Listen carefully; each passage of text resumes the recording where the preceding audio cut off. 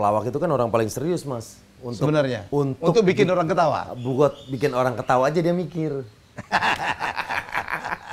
Iya kan? Sebelum kita mulai, saya ada rapid test.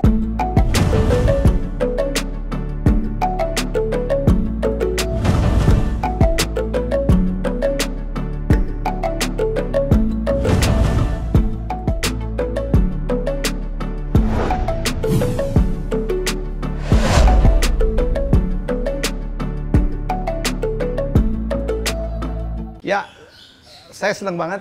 Ya, jadi saya ini lagi seneng ngunjungin rumah junior yang hebat. Ini tuh kalau era kesultan ini Sultan Pejaten kali.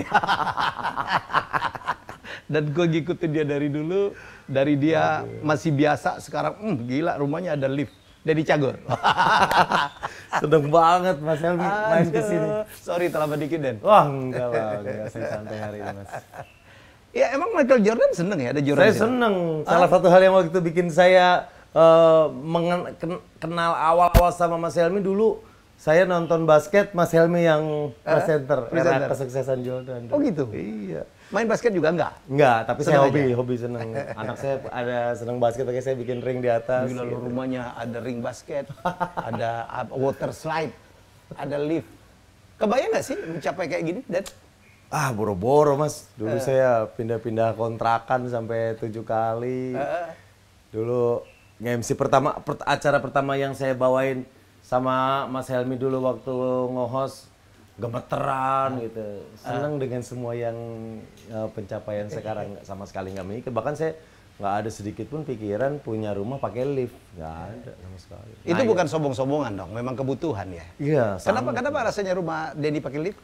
Karena rumah konglomerat aja nggak semuanya pakai lift loh. Ya itu makanya Mas yang saya bilang, saya ngayal aja nggak pernah punya rumah pengen pakai lift, nggak. Oke. Karena papa waktu pertama kali saya bisa beli tempat ini, saya bilang ke papa, alhamdulillah Denny udah ada rezeki bisa beli rumah lagi di Pejaten. Jadi ntar kita pindah dari Cibubur.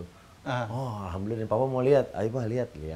Aku ajak lihat minggu depannya. Oke. Turun di garasi pertama, karena kan ini rumahnya kan bertingkat Mas. Ya. Maksudnya tanahnya kontur tanahnya tuh naik. Ya. Keren dong. Ya. Di garasi awal sampai ke teras ruang tamu, saya harus ngangkat papa berempat sama kakak sama adik. Papa waktu itu di kursi roda, kakinya udah sakit. Dari ruang tamu mau masuk ke ruang tengah, saya angkat lagi. Dari ruang tengah ke sini harus digotong lagi, kadang lewatin 3 tangga. Nah, saya ngeliat papa nggak nyaman gitu. Karena papa nggak nyaman, saya bilang sama arsiteknya waktu itu lagi baru dibangun, Pak bisa nggak bikin akses untuk papa saya, dibikinin trek. Roda samping, papa saya pakai kursi roda, dibikin tram bagus. Tapi saya mikir gini, kalau buat naik ke atas aman Mas. Kalau papa saya pulang yang megang nggak kenceng, papa saya bisa naik roller coaster tuh. Kurang aman. Saya bilang apa ya, memungkinkan nggak lift?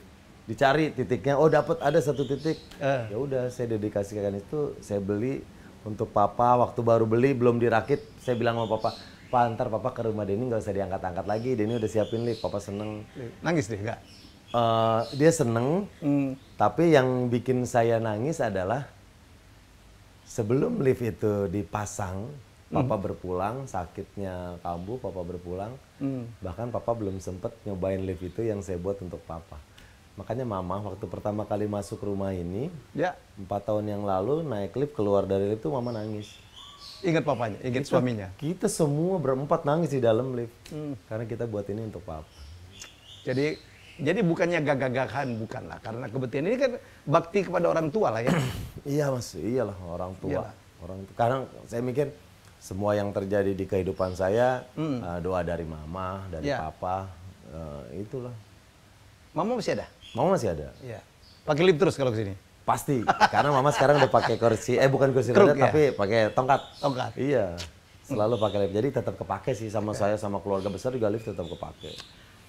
Cagur itu kan calon guru ya? Calon guru, karena kita UNJ Mas, IKIP Jakarta. IKIP Jakarta. IKIP Jakarta. Ya. Saya UNJ 96, Narji 96, Wendy waktu itu junior kita, di bawah kita 2 tahun. Sebelumnya Bedu juga ya, Bedu 9 apa? Oh, Bedu tuh IKIP juga? Bedu tuh Cagur Mas. Cagur? Iya, sebelum Wendy Bedu. Oke.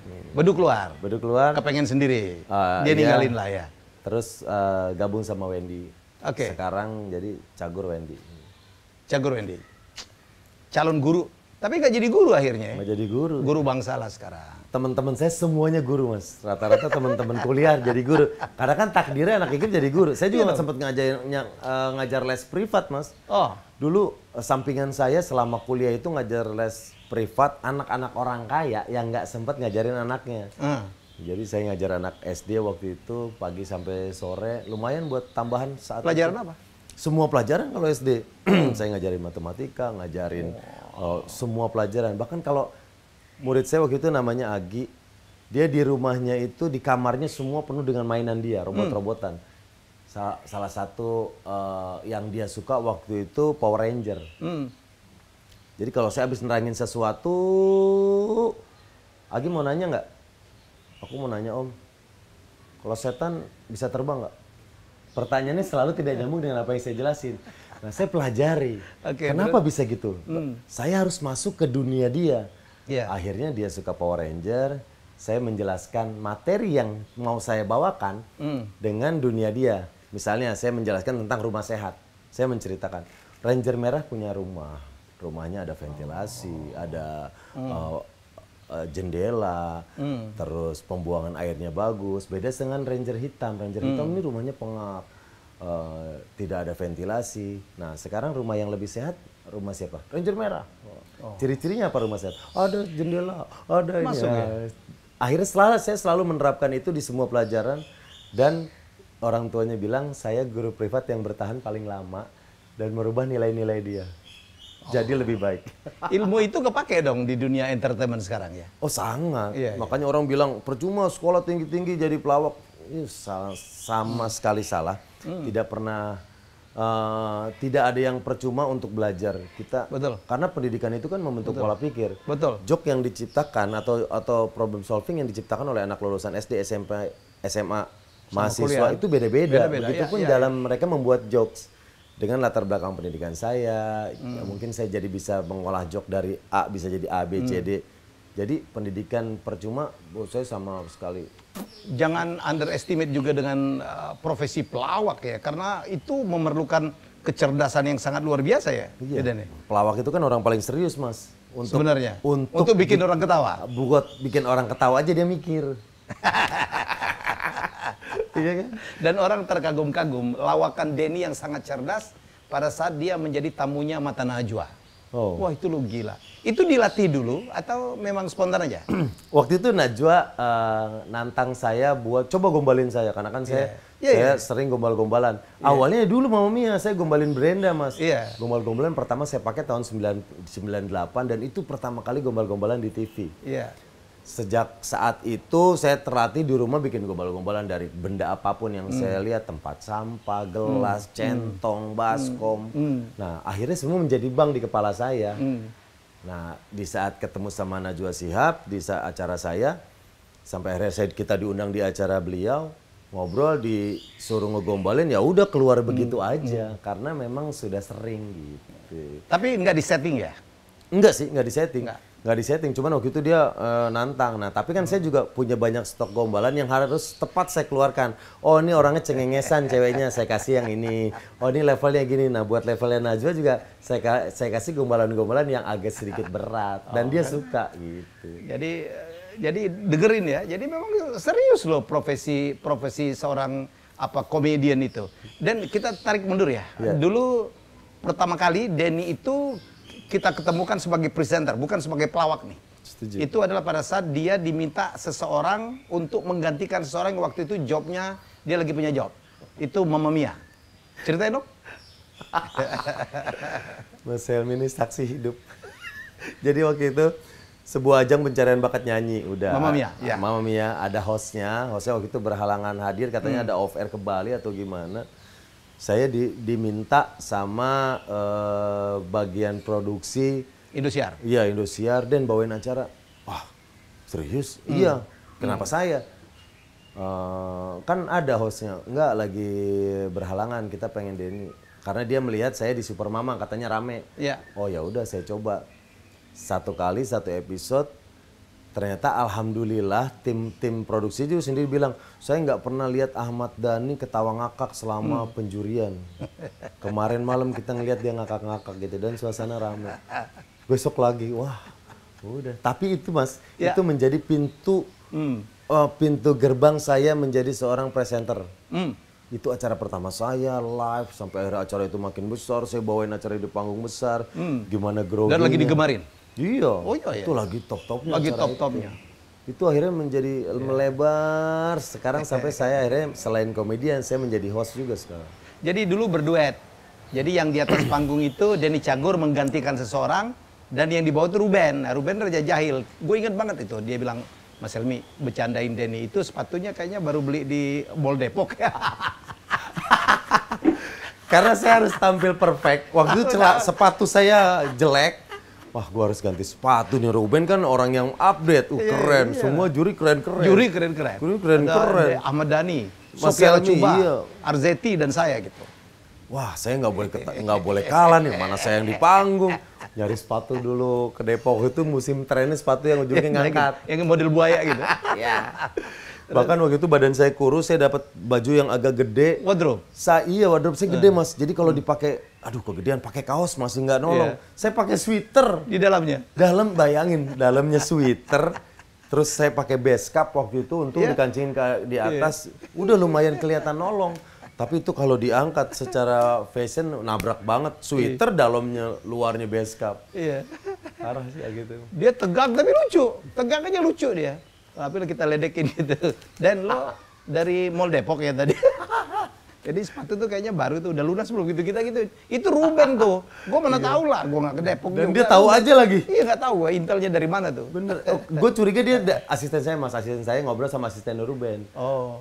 Tadi habis ini nih buru-buru dari mana? Dari Depok nyari sepatu. Oh, disampaikan ke Ruben, dibahas di panggung. Malu itu, tapi ya gitu ramainya acara itu tuh kita saling bahas gitu. Sejak itu, take off. Sekarang kalau gue tanya nih, rapid test pertama. Presenter atau komedian? Tetap komedian. Tetap komedian. Walaupun jobnya lebih banyak presenter loh sekarang. Iya, saya tapi sampai sekarang pun saya masih punya acara komedi. Apa? Opera Van Java. Iya, oke. Iya, Tapi kan saya, dahsyat ya. saya presenter. Dan mungkin kenapa saya bisa di presenter juga karena mungkin basic saya seorang komedian, jadi saya bisa bercanda-bercanda itu sih Mas kalau menurut saya yang akhirnya teman-teman produksi suka gitu. Jadi presenter yang ada basic komedinya. Iya itu dan disuruh megang rules jalan, disuruh bercanda ayo gitu Mas. Udah berapa ratus acara sih dipegang? Banyak banget kali ya. Iya, ada kuis. banyak sih Mas. Puluhan lebih mah ya. Puluhan lebih Mas. Yang paling lama dahsyat. Dahsyat, OVJ, waktu itu YKS juga. Oke. YKS. Goyang Inu, banyak banget Mas, chatting. Terus yang acara sahur, alhamdulillah sampai sekarang masih dipercaya acara sahur sama buka. Terus acara reguler, kuis juga fantastik waktu itu dia. Fantastik ya? Iya. Terus ada lagi Goyang Yu di Trans TV waktu itu. Iya. Gila banget. Oke, kalau gue tanya nih, ini rapid test kedua. Mamma Mia atau OVJ? OVJ. Karena Mamma Mia udah selesai, OVJ masih ada. Ngeri dia jawab. OVJ karena di sisi lain saya mensyukuri sebagai seorang komedian saya masih punya acara komedi gitu. Berarti masih layak lah dibilang pelawak. Gitu. Dan Denny paling bertahan di situ ya? Saya masuk eranya kedua OVJ setelah eranya Sule, Mas Parto, Ajis, Manunung Andre, OVJ Rebound, sekarang bikin lagi saya, Mas Parto, yang lamanya tinggal Mas Parto sama Bang Ajis, ada tambahan Po Alpa, ada saya, ada Rina Nose sekarang gitu. Ajis keluar? Bang Ajis kemarin sempat keluar dan sekarang sudah bergabung kembali. Masuk lagi dia? Sudah bergabung kembali. Insap dia? Yang insapnya waktu dia keluar atau waktu masuk lagi lah? Makanya saya nggak tahu. Harus dicek tuh Pak Ajis. Dia bikin konten YouTube, yang nonton jutaan juga ya? Dia bikin konten Mas. Waktu keluar juga ada Mas Dedi dia ngobrol-ngobrol gitu. Kita sih menyambut baik aja sebagai tim, sebagai teman. Dia comeback dan emang Bang Ajis tuh ngasih warna sih di OVJ dengan gimmick-gimmick dia gitu. Itu gila itu, cerdas ya. Setuju Mas. Dia niruin siapa aja gitu. Dan gimmick yang biasa dimainin Bang Ajis dimainin di saya nggak cocok. Dimainin Mas Parto nggak cocok. Karena itulah setiap karakter punya tugasnya masing-masing. Dia tuh pakai set ya. Jadi korban. Iya bisa bilang gitu. Jadi korban pakai baju aneh-aneh, pakai tangan panjang tangannya sampai ke lantai. Dan lucu. Pakai sepatu di sepatunya ada colokan yang nyambung ke power bank. Kan lucu banget itu. Dan dia melakukannya tuh ikhlas sambil ketawa-ketawa Iya, gitu. dan dia juga sering buat sendiri Mas, dia yang bikin sendiri, tadi yang bikinin sendiri, bawa payung tapi cuma rangkanya doang. Apa fungsi payungnya? Toh lu pakai payung cuma rangkanya doang, kan dia tetap kehujanan, di situ lucunya dia. Dan senang banget bisa ngebawa OVJ, sekarang selalu masuk di top rating juga. Gitu. Iya, iya. Tapi Mamma Mia tetap menjadi kenangan yang luar biasa ya. Oh, iya, itu keren sih. Saya ngerasain banget gimana deg-degannya dulu gitu. Wah, mau live, briefing, terus ketemu juri-juri yang udah top-top semua. Dan Denny di panggung sendiri. Sendiri dong, diplototin. PR saya kenapa nggak Ruben sih gitu? Ruben Enggak, katanya lo yang sendiri. Udah, nah setelah itu mulai ngalir tuh Mas acara-acara. Banyak acara-acara. Terasa ya peralihan nih gara-gara Mamma Mia ya? Oh sangat, itu pembuka buat saya sih. Dan Cagur nih, gue mau nanya. Ya. Narji atau Wendy? Pilihan sulit, tapi kalau dipaksa harus milih, saya milih Wendy. Atau karena hubungannya masih bagus dengan Wendy? Hubungan sama keduanya bagus. Sama Narji pun terakhir kita ketemu, Narji megang Paski Banten, saya megang Paski Jakarta. Saya ketua Paski Jakarta, Narji Banten. Di acara Paski kita selalu Paski bersama. Paski itu Persatuan Seniman Komedi? Iya, Paski Seniman Ketuanya Komedi. si Komeng ya? Bang Komeng Jawa Barat. Jawa Barat. Saya Jakarta, Ketua pusatnya umumnya siapa sih? Pak Jarwo. Oh Pak Jarwo. Ketumnya Pak Jarwo, Jarwo kuat. Ada Kang Maman juga situ ya? Iya. Gitu. Oke, kenapa ini dong terangin antara Wendy sama Narji? Dua-duanya Narji bersejarah sama saya di awal saya bikin Cagur, kita bikin lomba segala macam, sama-sama berjuang. Ya makanya nama Narji itu selalu punya nilai historis buat saya. Begitupun Wendy, kita juga sampai sekarang masih bersama, masih kerja bareng, masih satu manajemen gitu. Walaupun sekarang Narji sudah tidak di Cagur, tapi hubungan kita masih baik. Makanya kalau disuruh milih pilihan berat buat saya, tapi kalau tetap dipaksa saya pilih Wendy karena Wendy sampai sekarang masih lebih sering ketemu sama Narji. Cagur itu pecah ya sekarang ya? Cagur, Narji mengundurkan diri dari Cagur. Mengundurkan diri? Mengundurkan diri dari Cagur pas satu hari sebelum kita syuting iklan. Ada persoalan apa? Kan biasa aja kalau berteman kita ada... Itu dia misterinya Mas. Ini pertanyaan keren, itu dia misterinya. Bahkan sampai sekarang saya tidak tahu kenapa Narji keluar. Kenapa? Karena waktu itu Narji keluar pun, Narji tidak bilang kenapa. Narji cuma minta waktu, saya jadi cerita nih. Ya nggak apa-apa. Mungkin orang belum banyak tahu kan? Belum banyak tahu ini. Dan saya juga tidak menceritakan ini di mana-mana. Waktu itu, kita... besok sudah mau syuting iklan mobil nih. Ya. Kita mau syuting iklan itu, tiba-tiba Narji ngajak ketemu di rest area Taman Mini kalau nggak salah. Di situ deh kita ketemu cuma berempat. Saya, almarhum manajer saya, Wendy sama Narji ketemu, duduk. Narji cuma ngomong gini, ada yang mau sampaikan, ada yang mau saya sampaikan, tapi saya nggak, saya cuma mau nyampein, saya nggak mau ada diskusi. Saya mengundurkan diri dari Cagur. Udah dia cuma ngomong gitu. Harga mati? Nggak ada diskusi? Nggak ada. Saya nanya kenapa, manajer nanya kenapa, dia tidak menjelaskan apa-apa. Udah cuma ngomong gitu. Bayangin besok kita syuting iklan. Kontrak udah tanda tangan? Kontrak sudah tanda tangan, harga DP udah terima? Udah diterima.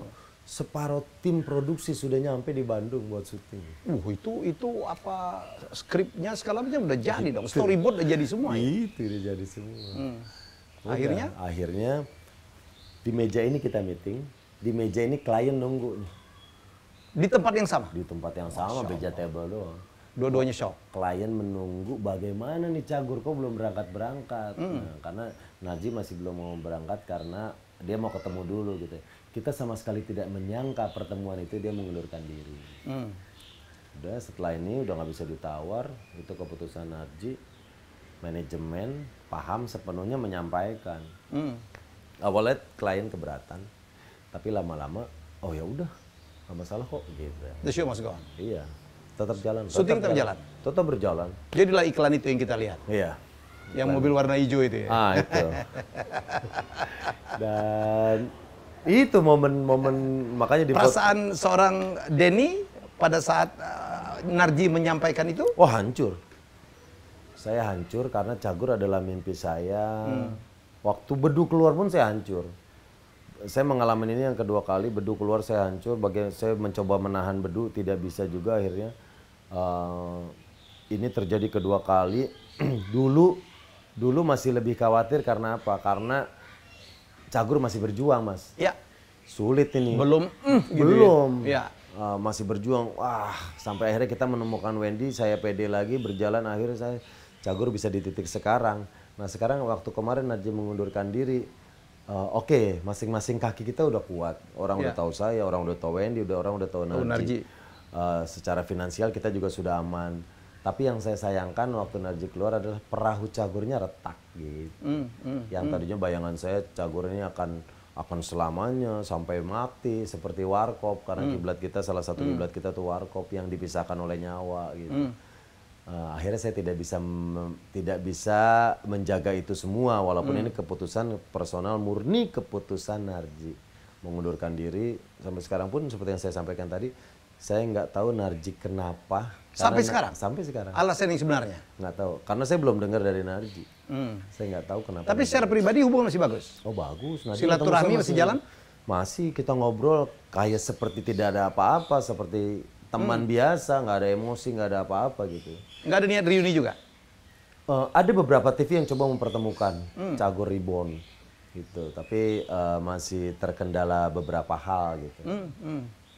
Gitu sih. Kalau diajak reuni mau, Denny? Oh mau, mau banget. Gitu ya? Mau. Oke, rapid test berikutnya. Iya. Raffi atau Parto? Waduh gini nih, berhadapan sama orang pintar, kita dihadapkan dengan pilihan yang sulit. Raffi punya sejarah buat saya, di Dahsyat pertemanan kita luar biasa. Mas Parto idola saya yang saya kagumi, yang sekarang itu saya nggak nyangka bisa kerja bareng beliau, karena saya ngefans dari SMA. Disuruh milih ini, nggak ada pilihan lain Mas? Nggak ada. Raffi atau Parto?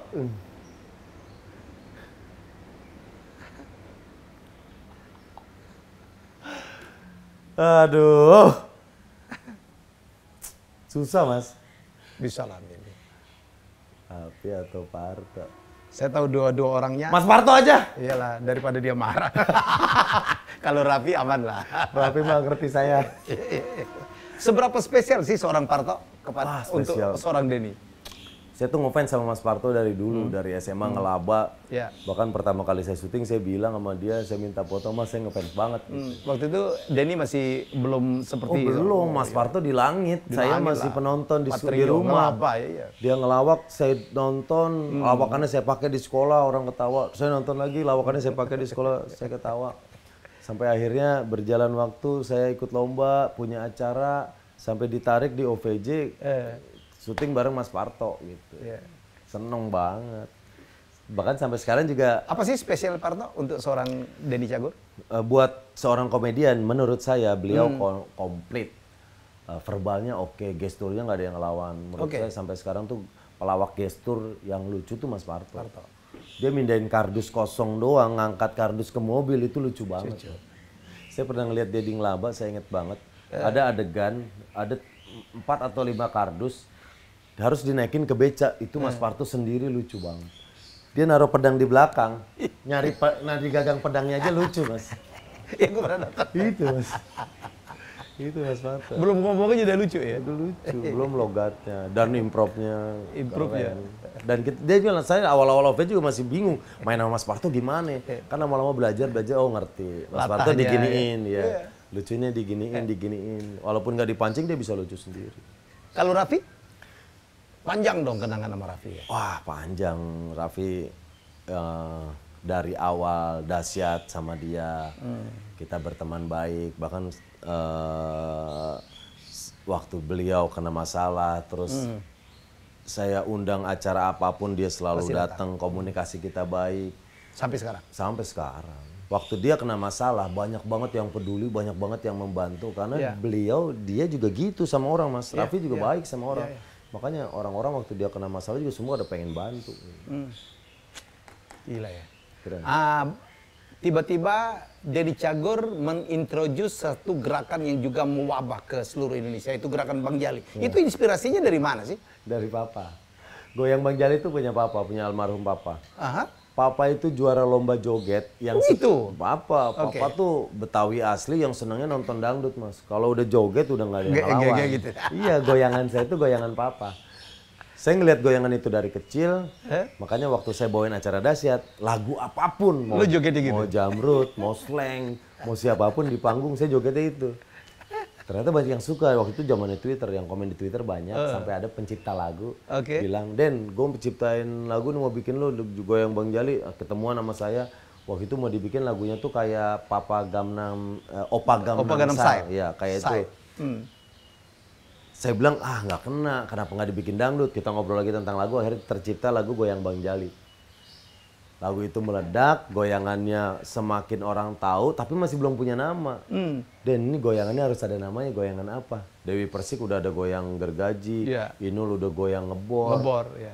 Anissa Bahar goyang patah-patah. Saya mikir goyangan apa ya, nama benda. Udah, nama goyangannya saya kepikirin, karena ini goyangan papa, saya pasti nama Goyang Bang Jali. Bang Jali itu siapa? Papa, nama papa. Papa namanya Rojali, panggilannya Bang Jali. Bang Jali, Betawi banget ya? Betawi banget. Makanya waktu saya pakai nama papa jadi Goyang Bang Jali, papa seneng banget. Lu izin Dan gak? itu berkah buat saya, Mas. Lu izin nggak? Izin, saya bilang. Papa kalau saya salamin di TV aja seneng. Wah, iya saya panggil nama di TV seneng. Berkahnya apa coba? Oh, berkahnya banyak. Lagu itu meledak. Saya bisa banyak keluar negeri karena lagu itu. Akhirnya tercipta dapur Bang Jali, bisnis saya sekarang. Ada minuman Royal Jali sekarang. Royal Jali, bukan Royal Jelly. Bukan Royal Jelly, Royal Jali. Sampai sekarang itu berkah nama papa yang ditinggalkan ke saya. Oh, seneng banget dia. Seneng banget. Dan saya kembali menghidupkan nama Bang Jali. Mama yang ngomong. Saya jalan sama mama. Orang-orang manggil Bang Jali, Bang Jali, Bang Jali. Mama ngomong saya sambil meluk. Makasih ya Denny udah ngidupin lagi nama papa. Dengar orang manggil Bang Jali, mama inget dulu kalau jalan sama papa. Bang Jali, Bang Jali, Bang Jali. Bahagia banget ya. Bisnisnya Denny itu apa aja sih sekarang? Saya ada dapur Bang Jali. Di luar YouTube, ada dapur Bang Jali resto. Ada berapa resto? Ada 4. 4? Ada. Terus ada. Makan apa? Betawi? Makanan rumahan. Rumahan? Ya, makanan rumahan yang dibuat tadinya awalnya dari masakan istri saya, seneng. Saya coba tawarin ke temen-temen, ternyata responnya bagus. Dibikin kemasan bagus, orang pada nanyain restonya di mana, udah dibuat. Dibuat restonya Goyang Dapur Bang Jali, Royal Jali. Itu sih sama YouTube sekarang. Sama YouTube. Acara TV tetap jalan. Amin. Wih, luar biasa. Dan dari perjalanan luar biasa ya, ini kan perjalanan dari from nobody to somebody. Ya, yang kuat banget sekarang Denny Cagur, salah satu presenter terbaik. Ini gua lo yang ngomongin, jadi lu jangan bantah lah ya. Apa sih yang barangkali bisa menjadi inspirasi bagi masyarakat untuk sukses seperti seorang Denny Cagur? Kalau yang saya rasain sih ini, Mas, doa mama. Jadi saya tuh kalau syuting acara baru atau manggung di backstage, kalau saya belum telepon mama, saya ngerasa nggak lucu. Jadi di backstage tuh saya sering banget lagi berisik, orang cek sound lagi, penyanyi-nyanyi, Ma Denny udah di backstage, ini mau mulai acara di sini, doain sama. Ya Den, mama doain dari sini ya, ntar mama sholat buat Denny gitu. Oh itu udah enak banget. Nongol apa ngomong apa juga orang udah ketawa gitu. Dapet aja. Yang saya rasakan gitu. Dan di saat kita ngasih untuk keluarga atau untuk orang tua, Allah pasti ngasih kita berlipat-lipat. Saya sendiri nggak pernah ngebayangin punya rumah sebesar ini. Kalau saya ingat dulu saya pindah-pindah kontrakan. Di belakang rumah saya kali. Yang kalau hujan saya lupa nutup lubang WC, air kali itu masuk ke dalam. Berserta limbah-limbahnya. Gitu. Saya makanya nggak kebayang saya punya rumah. Kadang saya udah tinggal di sini lama. Saya keluar nih ke balkon ngelihat bawah sini, nanti tentu gue bisa punya rumah kayak gini ya kalau inget dulu gitu. Saya pindah dari satu kontrakan ke kontrakan, pakai gerobak sampah RT untuk pindahin perabotan saya yang cuman punya sofa sama lemari, udah. Itu dibelinya di Betawi-Betawi itu lagi ya? Itu bener Mas. Yang waktu itu rak piring saya udah bisa beli karena papa menang Porkas tuh. Masya Allah, Porkas. Iya, zaman dulu ada SDSB Mas. Iya, Porkas. Iya. SDSB, Porkas. Papa menang tuh 3 angka ngacak. Nembus. Dapat berapa? 175.000 apa? Beli rak piring Mas, kita sekeluarga seneng banget bawa rak piring. Selama ini rak piring cuma ditaruh di alasin koran, ditaruh ditumpuk. Kita punya rak piring aja seneng. Itu udah mewah banget ya? Udah mewah, udah bangga beli rak piring baru. Wah, gila. Kayak sekarang mungkin beli mobil mewah kali ya. Kayak yang di garasi. Mobilnya gila loh. Begitu Mas. Rak piringnya masih ada? Rak piring udah enggak, udah kelau. Paling yang bisa diambil ya itu sih. Di saat kita ngasih buat keluarga, kita pasti dapat lebih. Momen yang paling bawah di kehidupan Denny setelah sukses apa sih? Oh, yang the lowest point, down banget saat ini. Waktu saya punya acara pun, saya masih ngontrak. Waktu itu Narji udah punya rumah, Wendy udah punya rumah. Saya selalu di Cagur tuh selalu terakhir Mas. Punya rumah sendiri saya terakhir, ganti mobil saya terakhir. Nikah? Gitu. Nikah pertama. Oh, itu dia salahnya. Salahnya tuh. Nikah saya pertama waktu itu. Top. Di Cagur saya nikah pertama. Paling nekat, paling berani. Ya? Iya, karena waktu itu keluarga istri bilang, istri juga sempat ngomong saya nggak nyari suami, saya nggak nyari pacar, saya nyari suami. Udah. Serius dong, tanggung jawab dong. Langsung nikahin. Kalau titik terendah saya waktu saya setelah menikah pun saya masih rumah ngontrak, saya pernah ngerasain bahwa celengan, tabungan saya satu-satunya waktu itu mau keluar meeting apa gitu acara kalau nggak salah, minta duit sama istri nggak dikasih. Karena istri megang, ini tinggal segini, bulanan kita masih panjang. Saya harus bawa celengan, saya ngorek di mobil. Udah syuting loh waktu itu. Udah punya acara gitu. Celengan ayam? Celengan kaleng yang tinggi. Saya bolongin atasnya, congkel, benerin lagi. Besok-besok nyelengin Tapi lagi. faktor istri luar biasa ya, mendampingin dari bawah banget ya. Oh sangat. Makanya buat orang yang ragu menikah takut nggak bisa ngempanin, hilangkan keraguan itu. Saya waktu itu ngontrak menikah, masih ngontrak sebentar langsung punya rumah, punya anak satu nambah rumah, punya anak kedua nambah rumah. Jadi Allah tuh adil. Kita sendiri dikasih rezeki untuk satu, di saat kita menikah kita dikasih rezeki untuk dua. Gitu. Luar biasa. Jadi kita berharap belajar banyak nih dari Denny. Ya anak muda tapi hebat ya. Tetap sopan dengan orang ya. Tetap dia tahu. Dan ilmunya itulah saya pikir ya. Karena untuk sukses itu attitude itu sangat penting. Dan Denny itu adalah seorang yang punya karakter, punya attitude yang sangat baik. Kita berharap kita belajar banyak nih. Saya pun belajar banyak. Gila junior-junior gua sekarang ya. Saya sampai sekarang tuh belum punya rumah yang ada liftnya gitu. Tapi dia udah jawab kenapa rumahnya harus ada lift. Bukan gagah-gagahan, tapi dia adalah bakti kepada orang tua, terutama kepada almarhum papanya ya. Papa.